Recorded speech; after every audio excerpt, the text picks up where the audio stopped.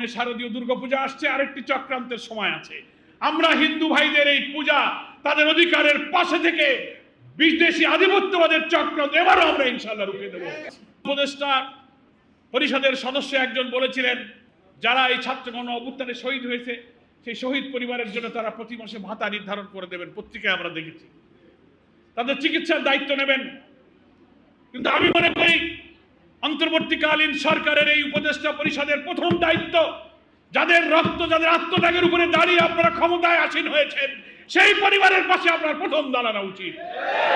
প্রত্যেকের জন্য মাসিক ভাতা নির্ধারণ করুন, আহতদের সুচিকিৎসার জন্য দেশের টাকা দিন, প্রয়োজনে বিদেশে প্রেরণ করুন।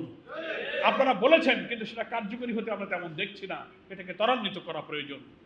আজকের এই অনুষ্ঠানে আমি দেশবাসীর কাছে বলবো, আমরা একটি অন্তর্বর্তীকালীন সরকারকে সহযোগিতা করে একটি গ্রহণযোগ্য, অংশগ্রহণমূলক, অবাধ নিরপেক্ষ নির্বাচনের জন্য অপেক্ষা করছি।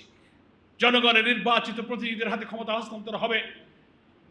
রাষ্ট্রযন্ত্রের প্রতিটি জায়গায় যে ক্ষত হয়েছে, দলীয়করণ, দুর্নীতি, পাপাচার, অনাচার গোটা রাষ্ট্রযন্ত্রকে ধ্বংস করেছে, সেই ন্যূনতম সংস্কারের মধ্য দিয়ে খুব কম সময়ে যেমন সম্ভব হয় না, খুব দীর্ঘ সময় আমরা দিতে চাই না, এটা যৌক্তিক সময়ের মধ্যে সংস্কার কাজ সম্পন্ন করে নির্বাচনের রোড ম্যাপ ঘোষণা করে এই শহীদদের রক্তের ঋণ শোধ করতে হবে। একটা নতুন বাংলাদেশ গড়তে হবে, যে বাংলাদেশে মিথ্যা মামলা, হামলা, জুলুম, অধিকার বঞ্চনা, অর্থনীতি, সমাজ, রাজনীতি, জুডিশিয়ারি প্রত্যেকটি ক্ষেত্রে মানুষ ইনসাফ পাবে, যার বাড়িতে থেকে সে হালাল রুজি করে আয় উপার্জন করে নিরাপদে থাকবে। সেই বাংলাদেশ নির্বাচনের জন্য, সেই বাংলাদেশ তৈরির জন্য এরা কিন্তু জীবন দিয়েছে।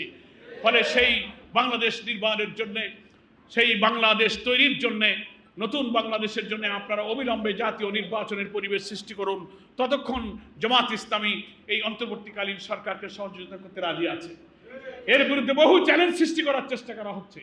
প্রতি বিপ্লব, জুডিশিয়াল কু, আনসার কাণ্ড, জনপ্রশাসনে অস্থিরতা সৃষ্টি করা, আওয়ামী লীগ সংখ্যালঘুদের নাম দিয়ে ধর্মনিরপেক্ষতার কথা বলে বাংলাদেশের সাম্প্রদায়িক দেশ বলে দুনিয়াকে পরিচিত করে সরকার এবং দেশকে অস্থিতিশীল করতে চায়। জামাত ইসলামী তাদের মন্দির পাহারা দিয়ে আশেপাশে থেকে আমরাও তাদের সেই চক্রান্ত রক্ষা করেছি। কি বলেন, ঠিক কিনা? সামনে শারদীয় দুর্গাপূজা আসছে, আরেকটি চক্রান্তের সময় আছে। আমরা হিন্দু ভাইদের এই পূজা, তাদের অধিকারের পাশে থেকে বিদেশি আধিপত্যবাদের চক্রান্ত এবারও আমরা ইনশাআল্লাহ রুখে দেব। আসুন, আমি আপনাদের সকলকে শুকরিয়া জানাই এবং অন্তর্বর্তীকালীন এই সরকার শহীদ পরিবারের পাশে দাঁড়াবার যে প্রতিশ্রুতি দিয়েছেন, কোনো রকম বিলম্ব না করে তাদের চিকিৎসা করুন, শহীদ পরিবারের জন্য নির্ধারিত ভাতা ধার্য করুন এবং অবিলম্বে অবাধ নিরপেক্ষ নির্বাচনের জন্য প্রয়োজনীয় সংস্কার কাজ সমাপ্ত করুন। এই দেশকে যারা নৈরাজ্য, অস্থিতিশীল করে আবার ওই আওয়ামী দুঃশাসনের কালো দিন আবার ফিরিয়ে আনতে চায়, বিদেশ থেকে নতুন নতুন কথা শুনি, শেখ হাসিনার কণ্ঠ শুনি যে আমি সীমান্তের পাশে আছি, যে কোনো সময় ঢুকে পড়তে পারি।